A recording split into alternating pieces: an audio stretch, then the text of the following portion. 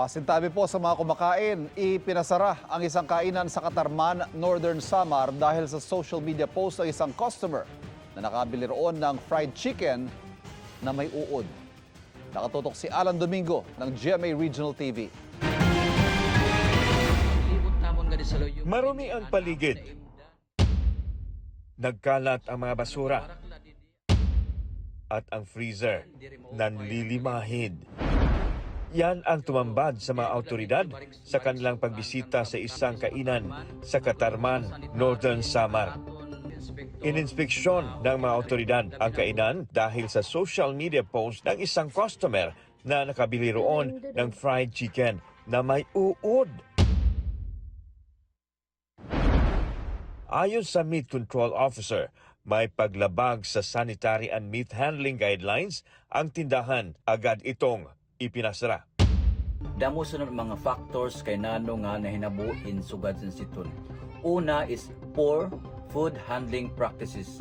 Diri maupay ang storage san kanray mabalidya nga manok. Muling mag-i-inspeksyon ang mga otoridad kung natugunan na ang mga paglabag. Titingnan pa kung muli silang pahihintulutang mag-operate. In-inspeksyon din ang iba pang karinderya at tindahan sa lugar. Sa ilalim ng Republic Act 10611 o Food Safety Act of 2013, may kaakibat na parusa ang mapapatunayang nagpabaya sa pagtitiyak na malinis at ligtas ang mga ibinibentang pagkain. Paalala ng Department of Health para sa tamang pag-iimbak ng pagkain, dapat ilagay sa refrigerator o cooler ang mga pagkaing madaling masira. Kapag naman hindi madaling masira, ilagay ang mga ito sa malinis at tuyong lugar.